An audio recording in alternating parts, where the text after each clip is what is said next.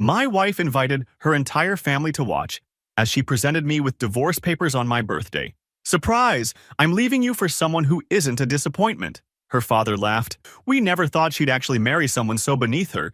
They had champagne, ready to celebrate my devastation. I smiled, calmly signed the papers and left. Today, exactly 6 months later, she was sleeping in her car outside my house, begging to talk and her frantic please answer texts. I never thought I'd be typing out something like this. Part of me still can't believe this shit actually happened, but here we are. Fair warning, this is going to be a long one. So I turned 34 last Saturday. Not exactly a milestone birthday, but Julie, my wife, well, soon-to-be ex-wife, told me she was planning something special for the occasion. She seemed weirdly enthusiastic about it the whole week before, constantly on her phone, smiling to herself, being super secretive. At the time, I thought maybe she was planning some surprise party or something nice after all the crap we'd been going through lately. Things between us had been tense, not screaming match tense, but that cold, quiet tension that honestly feels worse sometimes. We'd been married for 6 years. Met in college, she was this gorgeous business major from a rich family, and I was the scholarship kid working 3 jobs to afford ramen. Classic story, right? Her family never approved of me. Her dad, Bronson, yes, that's actually his name, like some villain in an 80s movie, would make these little comments about my humble beginnings at every holiday dinner. Her mom would ask how that little job of yours was going, even after I got promoted to team lead. And then there were the constant Instagram posts from her showing off our apartment, which wasn't fancy enough for her family, but was the best we could afford while I was putting in overtime to save for a house. Julie kept posting these captions about making the best of things or simple living like we were some charity case, always comparing our life to her cousin Nova, who married some hedge fund guy and lived in a damn mansion. The last few months, Julie had been spending more time with her family, coming home late from work events, smelling like expensive cologne. She'd get these texts that made her smile in a way she hadn't smiled at me in months. I'm not an idiot. I had suspicions, but I kept thinking if I just worked harder, got that promotion, maybe things would get better. So back to my birthday. I came home from work. Yes, I had to work on my birthday, welcome to adult life, and the apartment was empty. Julie texted saying to meet her at her parents' place for my surprise. Already weird since her parents' house was the last place I'd want to celebrate anything, but whatever. I figured maybe she was trying to smooth things over with them. I show up at their McMansion in the suburbs, and Julie meets me at the door with this weird smile that didn't reach her eyes. The living room is full of people. Her parents, her sister Annabelle, couple cousins, some family friends I recognize from past gatherings. They're all holding champagne glasses and there's this awkward silence when I walk in. Julie says, "Todd, we have something special for your birthday this year." And her dad actually snickers. Not laughs, snickers. Like a fucking cartoon villain. So I'm standing there thinking maybe they got me a car or something. Stupid, I know. When Julie pulls out this manila envelope from behind her back, for a split second I thought maybe it was plane tickets or something. Then she says these exact words. "Surprise! I'm leaving you for someone who isn't a disappointment." The room goes completely silent except for her dad, who starts full-on laughing. I'm standing there frozen, trying to process what the fuck is happening, when her dad says, "We never thought she'd actually marry someone so beneath her. Thank God she finally came to her senses." Julie shoves the envelope in my hands. Divorce papers, already filled out, just waiting for my signature. Her mom literally pops a champagne bottle and starts pouring more glasses for everyone. They had planned this whole thing as some kind of sick celebration. I don't know what they expected. Maybe for me to cry? To beg? To make a scene? Instead, something inside me just hardened. I looked at each of their smug faces, at the woman I thought I'd grow old with, and I just felt nothing. Like I was watching this happen to someone else. I asked Julie for a pen. Her smile faltered a bit. Guess that wasn't the reaction she wanted. Her dad handed me his fancy Mont Blanc. I went to their pristine white marble countertop, spread the papers out, and signed every single line without saying a word. No one said anything. The only sound was my pen scratching paper and someone awkwardly clearing their throat. When I finished, I looked directly at Julie and said, "Thanks for the birthday gift. Best one I've ever received." Then I walked out. Didn't slam the door, didn't curse, just left while they stood there in confused silence. Their faces when I didn't break down, almost worth the whole humiliation. I got in my car and just drove. No destination in mind. Found myself at this crappy dive bar where no one knew me. Ordered whiskey, then another. Stared at my phone as Julie's texts started coming in. "Why didn't you say anything? Are you seriously not going to fight for us? You're just proving my point by running away." About 3 drinks in, something changed. The numbness wore off and a cold rage started building. Not the explosive kind that makes you do something stupid. The calculating kind that makes you want to burn someone's world down methodically. See, what Julie and her family didn't know was how much dirt I had. 6 years of marriage to someone from a family that treats household staff like furniture? You hear things. You see things. Their accountant, who drinks too much at parties and talks about creative bookkeeping. The cousin who's sleeping with her sister's husband. The dad's business trips that don't seem to involve much business. So I did 3 things that night. 1. Called my buddy Larry, who happens to be the most ruthless divorce attorney in the city. 2. Started screenshotting every suspicious text Julie had sent or received that I could access on our shared cloud. 3. Made a list of every business contact and friend who needed to hear my side of the story before hers. I didn't go home that night, crashed at my friend's place, and woke up with my phone blown up with more texts from Julie, now sounding more panicked than smug. Apparently, she expected me to come crawling back, begging to work things out. Instead, by noon the next day, Larry had already filed counter paperwork. I'd withdrawn my half from our joint accounts, left hers untouched. I'm not stupid. And I'd rented a storage unit where I moved all my important stuff while she was having brunch with her family, probably laughing about how devastated I must be. It's been a week now. I'm staying at an Airbnb while I figure out my next move. Julie's gone from smug to confused to angry to frantically calling me every hour. Her last text said, "This isn't how this was supposed to go." No shit, Julie. This isn't how any of it was supposed to go. Larry says I'm in a stronger position than she expected. No kids, thank God.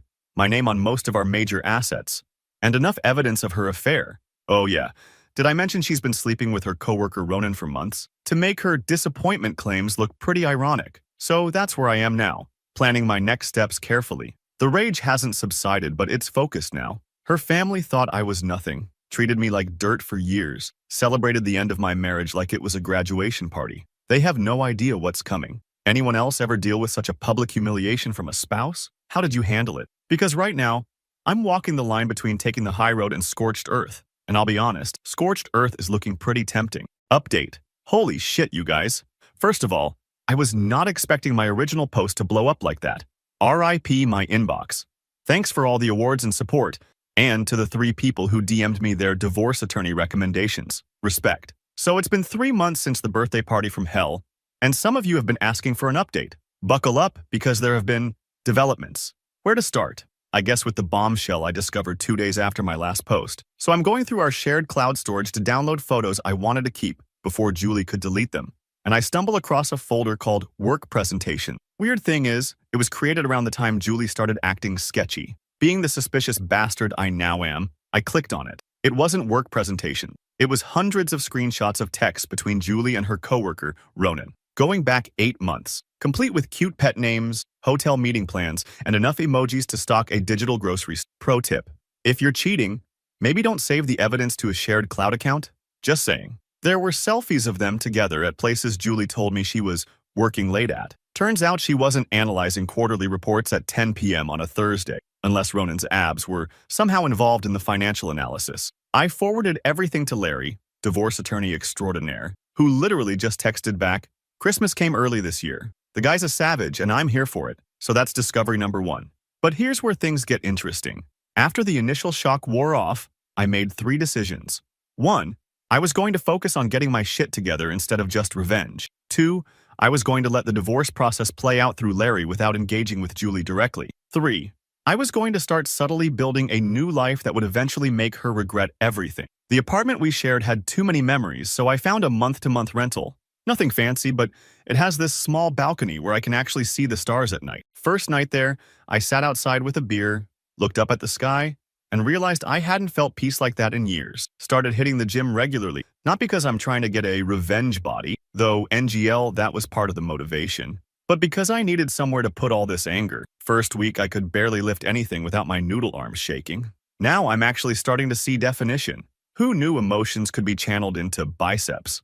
The divorce proceedings have been interesting. Julie apparently expected to get half of everything plus alimony because, in her words, she sacrificed career opportunities for our marriage. Larry actually laughed when he heard this. Turns out, those sacrificed opportunities are hard to prove when you've been spending your work hours sending dirty texts to your coworker instead of, working. The affair evidence was our ace card. Julie's family had always positioned themselves as these perfect, upstanding community pillars. Her dad, Bronson, is always posting on LinkedIn about family values and integrity in business. The threat of their precious daughter's affair becoming public knowledge during divorce proceedings made them suddenly very agreeable. to Larry's terms.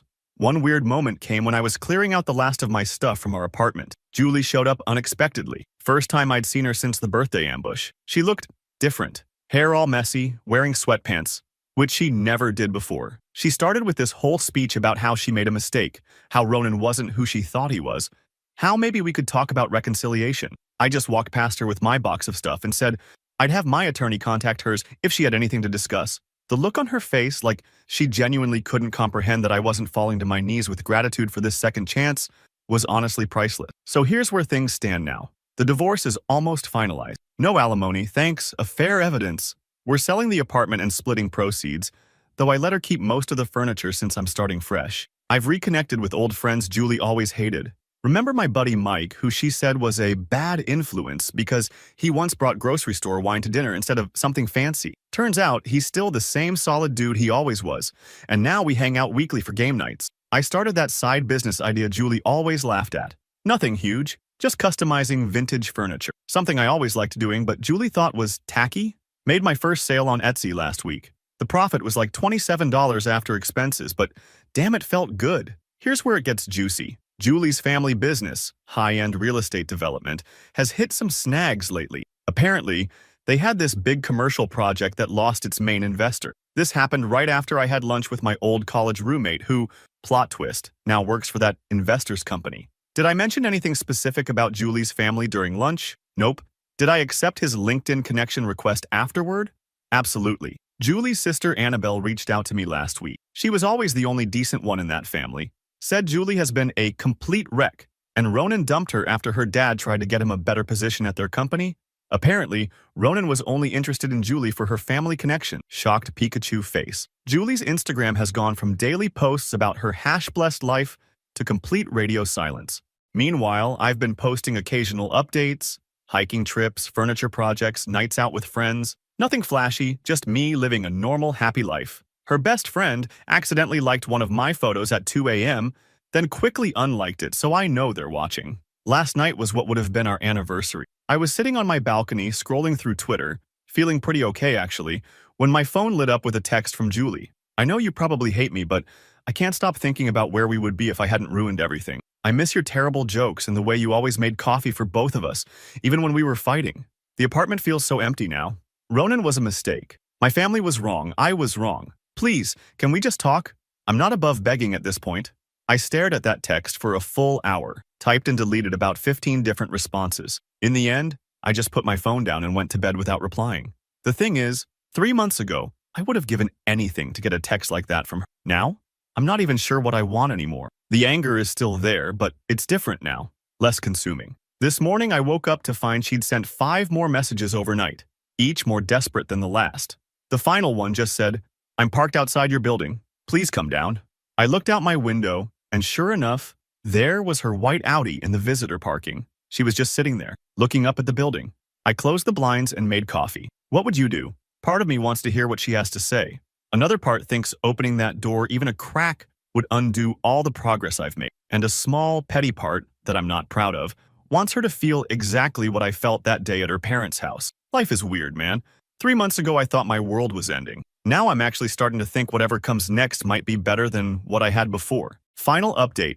I never expected to be writing a third update to this saga, but life keeps throwing curveballs. For those just tuning in, check my post history for the full backstory. Basically, my ex-wife Julie ambushed me with divorce papers at my birthday party in front of her entire family, who literally popped champagne to celebrate getting rid of me. Classy stuff. So it's been exactly 6 months since that lovely birthday surprise.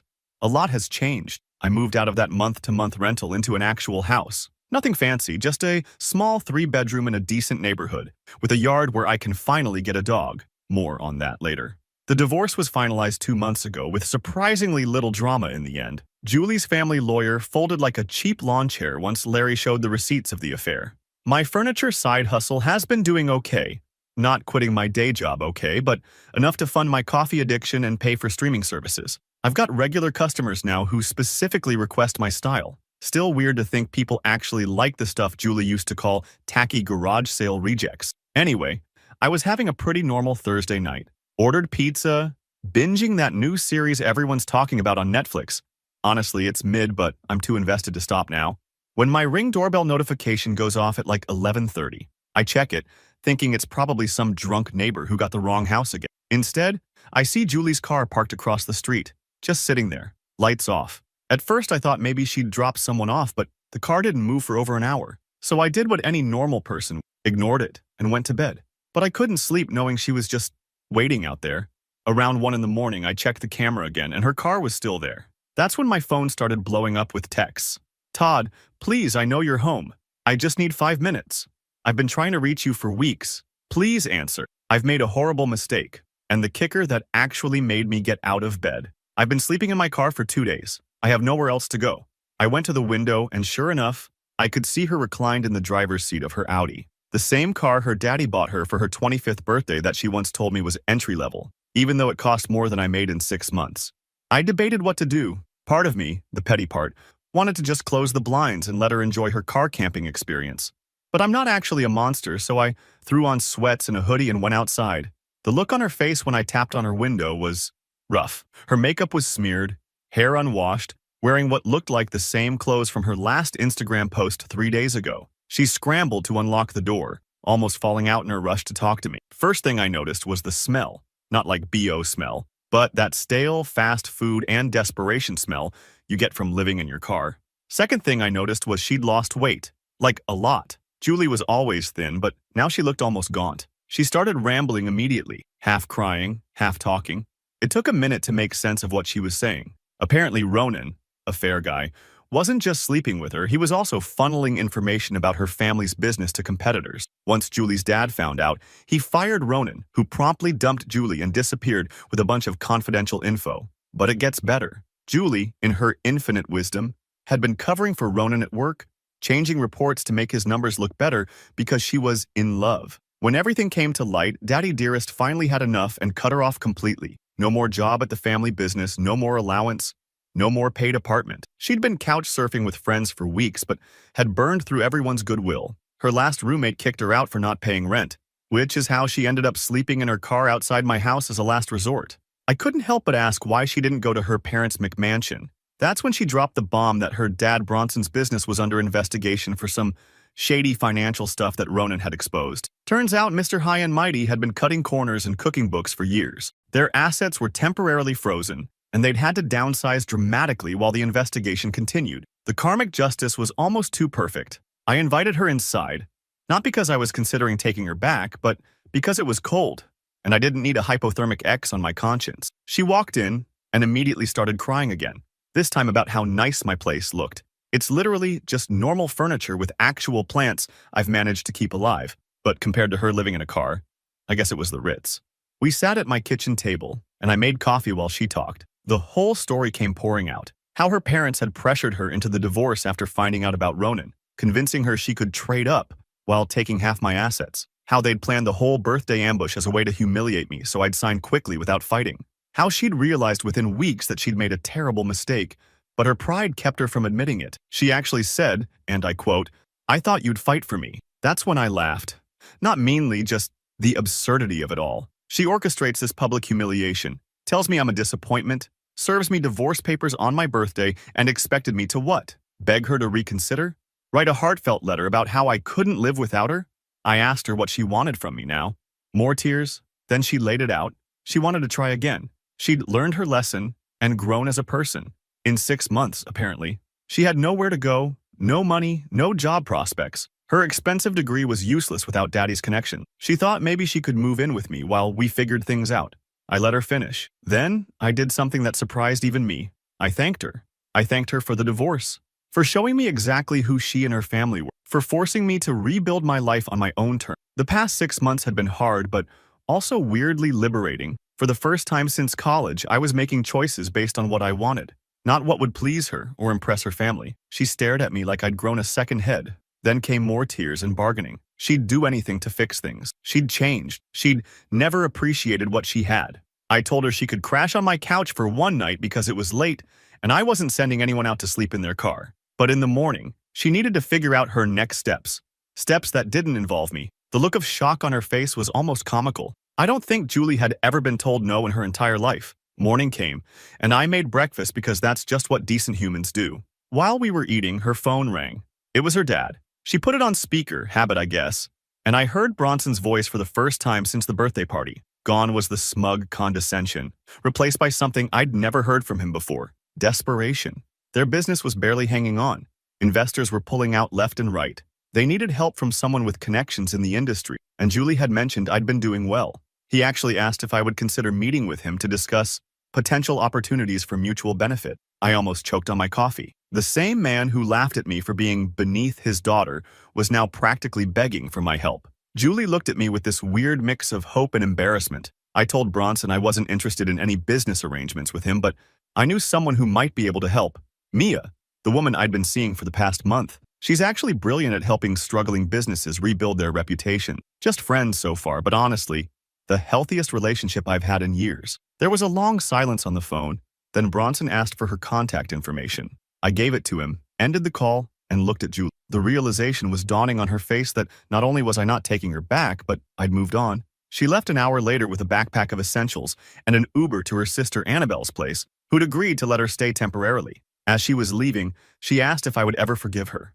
I told her I already had, not for her sake, but for mine. Holding on to anger was exhausting, and I had furniture to refinish and a dog to adopt. Speaking of which, meet Max, the three-legged rescue pit bull I adopted last weekend. Tax included in post. He drools on my couch and steals my socks, but he's the best decision I've made in years. So that's the end of the Julie saga. 6 months from champagne celebrating my devastation to sleeping in her car outside my house. Life comes at you fast. I don't know what happens next for her. I hope she figures her shit out. I hope her family learns something from all this. But mostly, I'm just looking forward to all the things I never got to do when I was trying to fit into their world. Traveling without worrying about luxury accommodations, making furniture without being told it's embarrassing, getting a dog that sheds all over everything. For those who followed this whole crazy story, thanks for the support, the advice, and occasionally calling me out when I was being a dick. It helped more than you know. Anyone else come out the other side of a nightmare and realize it was actually the best thing that ever happened to you?